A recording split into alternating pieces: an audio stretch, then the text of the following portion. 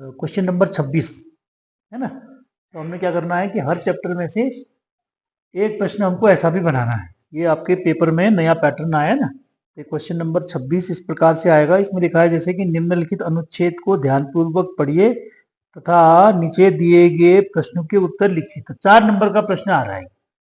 पहले थोड़ा सा पुराने प्रश्न पत्रों में अलग तरह का प्रश्न आता था, है ना। इसमें किसी यौगिक का रिएक्शंस को लेकर के उसकी संरचना बनाने वाला ऐसा प्रश्न आता था। तो अब बदल गया, ठीक है।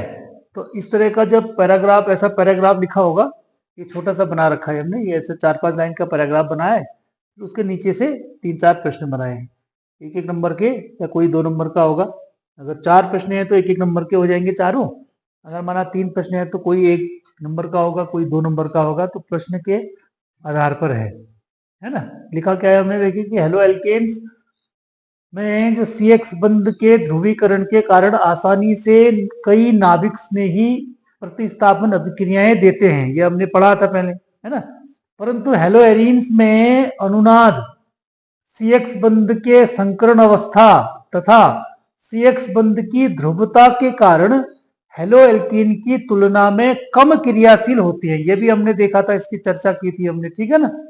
और आगे लिखा है कि अनुनाद से बंध का जो बॉन्ड होता है, बंध का मतलब किससे है, CX बॉन्ड से है।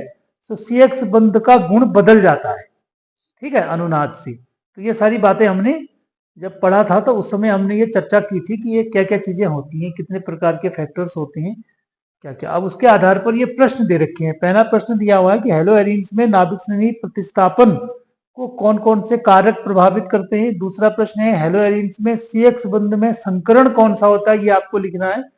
हेलो एल्केन में नाभिक स्नेही प्रतिस्थापन यानी SN1 SN2 की क्रियाशीलता का क्रम लिखना है आपने।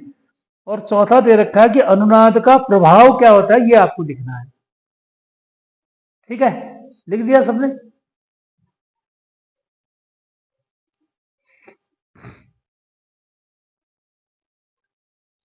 अब इसमें हर चैप्टर से बनेगा एक क्वेश्चन, ठीक है। देखो पहले तो पैराग्राफ को ध्यान से आपको पढ़ना है, ठीक है। पैराग्राफ को देखो फिर से हम पढ़ते हैं। हेलो एल्केन में CX बंध के ध्रुवीकरण के कारण आसानी से कई नाभिक स्नेही प्रतिस्थापन अभिक्रियाएं होती हैं या देते हैं, ये हमने पढ़ा है पहले भी, ठीक है। ध्रुवीकरण का मतलब आप समझते हैं क्या होता है। ध्रुवीकरण मतलब CX बॉन्ड में एक तरफ को प्लस आ जाता है, दूसरी तरफ को माइनस आता है, उसी को ध्रुवीकरण कहते हैं। परंतु हेलो एरीन में क्या क्या है, अनुनाद CX बंध की संकरण अवस्था बदल जाती है। इसका मतलब यहां से हमको अंदाज करना है कि CX बंध की संकरण अवस्था, इसका मतलब हेलो एल्केन में अलग होती होगी, हेलो एरीन में अलग होती होगी, संकरण अवस्था बदल जाती है, ठीक है। फिर तथा CX बंध की ध्रुवता, ध्रुवता भी बदल जाती है। मतलब ध्रुवता का मतलब हुआ कि प्लस माइनस चार्ज अगर उसमें ज्यादा आता है तो इसमें कम आता होगा, कुछ अंतर आ जाता है, ठीक है। के कारण हेलो एल्केन की तुलना में कम क्रियाशील होते हैं। यहीं पर लिखा हुआ कम क्रियाशील होते हैं। यहां पर से बात स्पष्ट हो जाती है कि हेलो एल्केन की तुलना में हेलो एरीन नाभिक स्नेही प्रतिस्थापन अभिक्रियाएं आसानी से नहीं देती, ठीक है ना। वो आसानी से देते हैं तो ये आसानी से नहीं देते। फिर एक लाइन और लिखी कि अनुनाद से बंध का गुण बदल जाता है। अनुनाद अगर कोई यौगिक देगा कहीं पर तो वहां पर जो भी बॉन्ड होंगे उनका करेक्टर बदल जाता है, ठीक है, गुण बदल जाता है, ठीक। अब क्या होगा, अब ये इसमें ये रहता है जरूर कि जितने प्रश्न दिए रहते हैं ना इसके नीचे, ऐसा नहीं होता कि ये छोटे छोटे बच्चों का जैसा कि इसमें ये प्रश्न दे रखे हैं तो इनका बिल्कुल डिट्टो आंसर आपको लाइन आप खींचोगे उसके नीचे आंसर मिल जाएगा, है ना।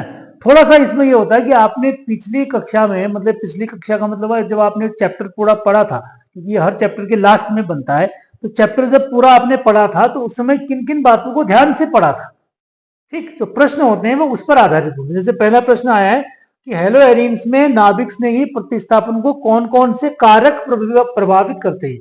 तो ये तो हमको ढूंढने को मिल जाएगा, हमने यहाँ पर लिखा देखो, ठीक। परंतु हेलो एरीन में अनुनाद, क्या लिखोगे इसका आंसर, हेलो एरीन में अनुनाद CX बंध में संकरण की अवस्था और CX बंध की ध्रुवता के कारण ये कारक हैं जो क्या करते हैं, हेलो एरीन में नाभिक स्नेही प्रतिस्थापन को प्रभावित करते हैं, ठीक है। ये पहले प्रश्न का उत्तर हो जाएगा। अब ऐसा नहीं होगा ना कि उसमें ऐसा नहीं होता है पैराग्राफ वाले में कि आपको प्रश्न बिल्कुल ही अलग मिल जाएंगे कि जिसका आपको उत्तर ही नहीं मिलेगा उसमें छांटने से, ठीक। तो पहले वाले का उत्तर आप ऐसे लिख दोगे कि हेलो एरीन में जो प्रभावित करने वाले हैं नाभिक स्नेही प्रतिस्थापन को। वो कारक कौन कौन से होते हैं? अनुनाद के कारक, अनुनाद के कारण बदल जाता है। CX बंध में संकरण की अवस्था बदल जाती है, या CX बंध में जो ध्रुवता होती है, ध्रुवता के कारण भी ये प्रभावित होता है। इसलिए जो है नाभिक स्नेही प्रतिस्थापन अभिक्रियाएं आसानी से नहीं होती। तो ये 3 कारक हो गए। ये पहले वाले प्रश्न का उत्तर हमने दे दिया। दूसरा प्रश्न लिखता है कि हेलोएरीन्स में CX बंध में कौन सा संकरण होता है। अब आप इसको ध्यान से देखोगे प्रश्न को, तो इस प्रश्न का सीधा सीधा उत्तर इसमें नहीं लिखा हुआ है ना, क्योंकि संकरण वाला कहीं पर कोई पॉइंट लिखा ही नहीं है। तो आप कहोगे कि ये प्रश्न तो दे रखा है, लेकिन इसमें से हम कैसे पता करेंगे भाई? तो इसके लिए क्या होना चाहिए? जब आपने पाठ पढ़ा है, पाठ पढ़ते समय हमने देखा था कि CX बॉन्ड में जो बंध, जो हाइब्रिडाइजेशन होता है CX बंध में, हेलो एल्केन में तो कैसा होता है? हेलो एल्केन में होता है sp3, है ना। तो हम हेलो एरीन की बात कर रहे हैं। हेलो एरीन में कैसा हो जाएगा? sp2 हो जाएगा, ठीक है ना, sp2 हो जाएगा। तो sp2 संकरण हो जाएगा। तो आप लिखोगे कि हेलो एरीन्स में CX बंध में जो संकरण की अवस्था होती है वो कैसी होती है? sp2 प्रकार की होती है, ठीक है, क्योंकि डबल बॉन्ड आ जाएगा। तो जहां पर डबल बॉन्ड आ जाएगा तो वहां पर संकरण की अवस्था बदल जाएगी। फिर तीसरा प्रश्न है कि हेलो एल्केन में नाभिक स्नेही प्रतिस्थापन जो होते हैं SN1 SN2, उसकी क्रियाशीलता का क्या क्रम है? अब ये भी आपको सीधा सीधा इसमें नहीं दिया हुआ है ना।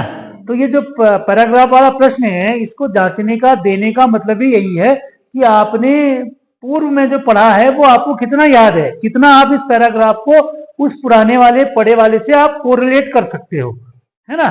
तो SN1 के का क्रम क्या लिखते हैं? हाँ, ये हो जाएगा 3, 2 और 1, और इसी का उल्टा क्या हो जाएगा? SN2 का हो जाएगा 1, 2 और 3। ये तो तुमको याद हो गया, ठीक। बस ये इसका उत्तर हो जाएगा। अब कभी कभी क्या करते हैं कि इनमें से जो प्रश्न दिया रहता है, कोई ऐसा होता है कि कठिन जो प्रश्न होता है उसको 2 नंबर का कर देते हैं। आसान आसान वाले प्रश्न जिनमें से जिनको आप ढूंढ सकते हो वो 1 नंबर का होगा। जो थोड़ा सा कठिन होगा, जैसे जो इस बार वाले परीक्षा प्रश्न पत्र में आया है, इसमें जो प्रश्न पत्र में आया है ना, इस बार वाला जो ये प्रश्न आया है 26 वाला, तो इसमें क्या दिया हुआ है? इस पैराग्राफ को आप ध्यान से पढ़ोगे तो इसमें इन्होंने एक प्रश्न पूछा है कि क्रोमियम और कॉपर का इलेक्ट्रॉनिक विन्यास लिखिए। अब अगर बच्चा इसको इसमें ढूंढेगा तो इसमें उसको क्रोमियम और कॉपर का इलेक्ट्रॉनिक विन्यास नहीं मिलेगा। तो ये कौन बच्चा बना सकता है? जिसने कक्षा 11 में जिसने सीख लिया होगा, तो वो इसको क्या करेगा? बना लेगा। या जब डी ब्लॉक और एफ ब्लॉक वाला आप चैप्टर पढ़े होंगे तो उस चैप्टर में आपने यदि बनाया होगा तो वो बना लेगा, ठीक है ना। तो इस प्रकार से इसको आपको ऐसे प्रश्नों की तैयारी आपको ऐसे करनी है।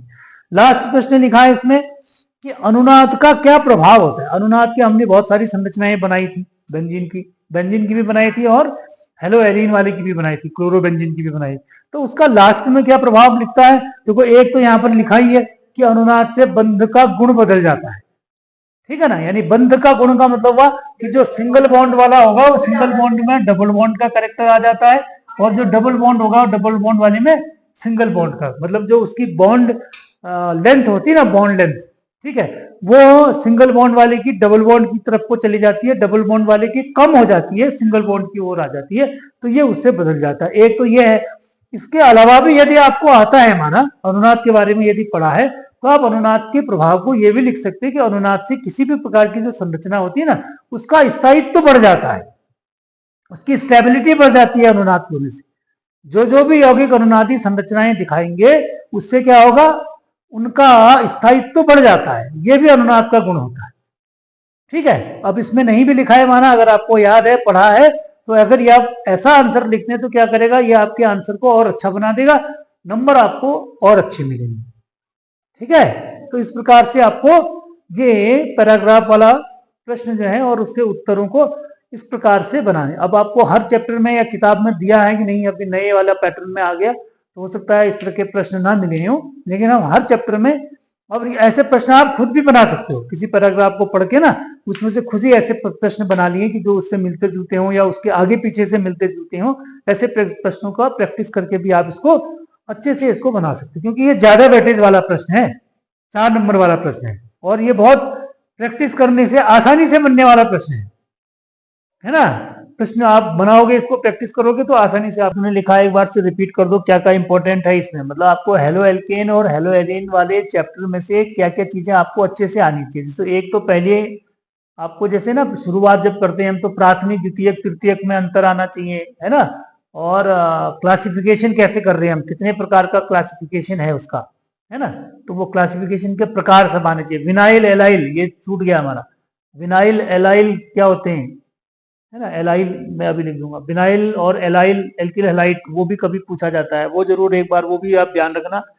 नेम रिएक्शन जितने भी हैं, वुड्स रिएक्शन लिखी है आपने, फिटिंग अभिक्रिया लिख दी है, वुड्स फिटिंग अभिक्रिया लिख दी है, मार्कोनिकोव का नियम लिख दिया है, पेरोक्साइड प्रभाव भी लिख दिया है ना। सैंडमायर अभिक्रिया, गैटरमैन अभिक्रिया, SN1 SN2 की मैकेनिज्म और उसकी रिएक्शन क्या है। प्रकाशिक संभाव्यता का कोई उदाहरण लेकर के उसको समझाना कैसे होता है, ये भी इसमें से पूछा जाता है। इसके अलावा ग्रिग्नार्ड अभिकर्मक, ग्रिग्नार्ड अभिकर्मक कहते हैं उसको। ग्रिग्नार्ड अभिकर्मक क्या है, वो कैसे रिएक्शन करता है, ये भी इसमें से कभी पूछा जाता है, ठीक है ना। और फ्रीडल-क्राफ्ट अभिक्रिया, और उपयोगी यौगिकों में DDT हो गया, और DDT क्या है, उसके उपयोग कैसे बनाते हैं, उसकी संरचना, ये परीक्षा में पूछी जाती है। फ्रियोन गैस, फ्रियोन गैस के बारे में बहुत पूछा जाता है कि उसका क्या उपयोग है, कहाँ पे होती है, किस किस चीजों से निकलती है। जैसे मैंने बताया था किससे निकलती है, फ्रिज AC, है ना, मुख्य उनसे निकलती है। क्या प्रभावित करती है, ओजोन गैस को प्रभावित करती है ना। मतलब ओजोन लेयर जो ऊपर से आ रही है हमारी, जो प्रोटेक्ट करती है, उसको प्रभावित करती है। ओजोन में छेद हो रहा है जैसे बार बार हम कहते हैं ना, उनके लिए इसी प्रकार की गैसें जो है वो जिम्मेदार हैं, ठीक। तो ये सब चीजें। और अनुनाद, हेलो एरिन्स में आपको अनुनाद कैसे होता है, काम करता है ना। अनुनादी संरचनाएं बनाना आना चाहिए। बेंजीन रिंग में आप बनाएंगे, बेंजीन रिंग में क्लोरीन को लगा देंगे या ब्रोमीन को लगा देंगे, तो क्लोरीन ब्रोमीन को लगाने के बाद में उसकी संरचनाएं कैसे बनती हैं, कैसे वो घूम रहा है, वो आपको आना चाहिए, ठीक है। इतना सब आप हेलो एल्केन और हेलो एरीन वाले से सीख लेंगे तो आपको अल्कोहल वाले में फिर कई चीजों में आसानी लगेगी, ठीक है। तो इसमें एक आध चीजें और लिख लो, ये लो।